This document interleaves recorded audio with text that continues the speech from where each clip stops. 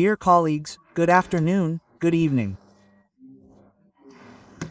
We have two important questions today: the priorities of Russia's CSTO chairmanship in 2026 and the Russian Federation's strategy for combating neo-colonial practices. The foreign minister is invited to speak on both the first and second questions. What can we do? Vladimirovich, please allow me. Yes, please. Vidivina.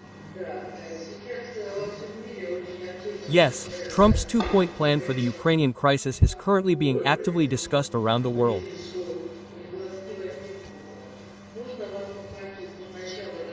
Before we begin discussing the main issues on the agenda, could you please express your opinion, your attitude toward this plan, and how it relates to your recent talks with Trump in Ryaz? Yes, of course, there's no secret here. We've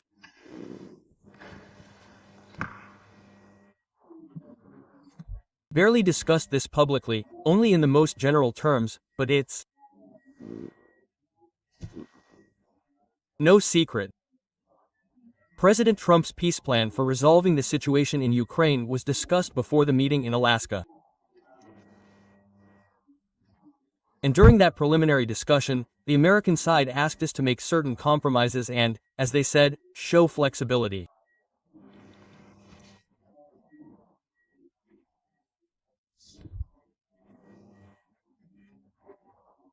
The main point of the Alaska meeting and the main goal of the meeting in Alaska was that during the Anchorage talks, we confirmed that, despite certain difficult issues and difficulties on our part, we nonetheless agree with these proposals and are prepared to demonstrate the flexibility offered.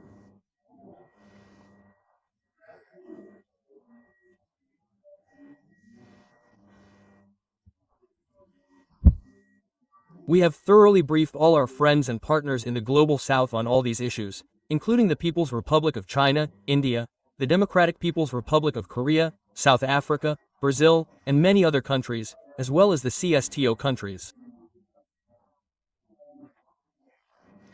Of course, all our friends and partners, I want to emphasize this, every single one of them, everyone supported these potential agreements.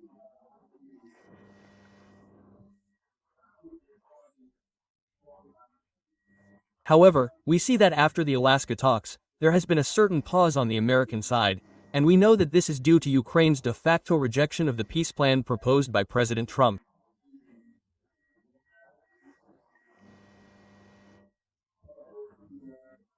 I believe this is precisely why a new version of the plan, essentially a modernized two-point plan, has appeared. We have this text. We received it through existing channels of communication with the U.S. administration. I believe it could also form the basis of a final peace settlement. But this text hasn't been discussed with us in any meaningful way. And I can guess why. The reason, I believe, is the same. The U.S. administration has so far been unable to secure the Ukrainian side's consent. Ukraine is against it. Apparently, Ukraine and its European allies are still under the illusion of inflicting a strategic defeat on Russia on the battlefield.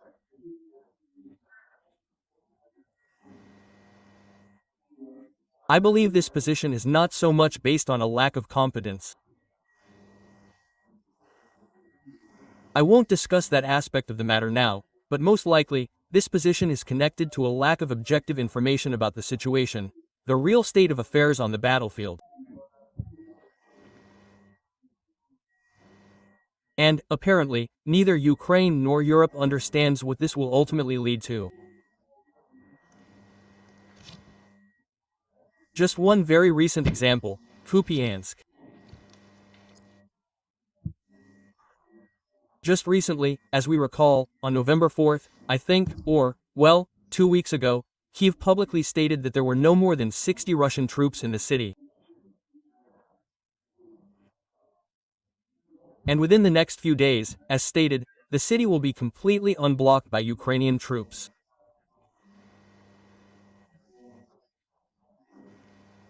But I want to inform you, inform you that even at that time, on November 4th, the city of Kupyansk was almost entirely in the hands of the Russian armed forces.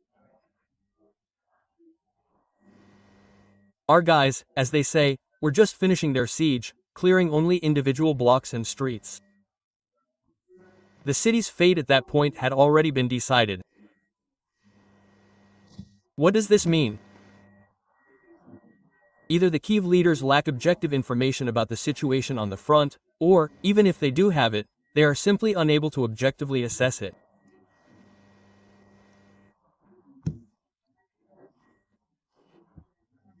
If Kyiv is unwilling to discuss President Trump's proposal and refuses to do so, then both they and the European warmongers must understand that the events that took place in Kupyansk will inevitably be repeated in other key areas of the front.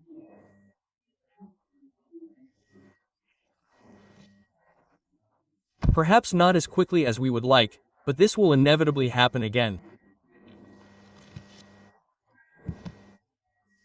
And overall, we are satisfied with this, as it leads to achieving the goals of the Joint Military Council by armed means during armed conflict.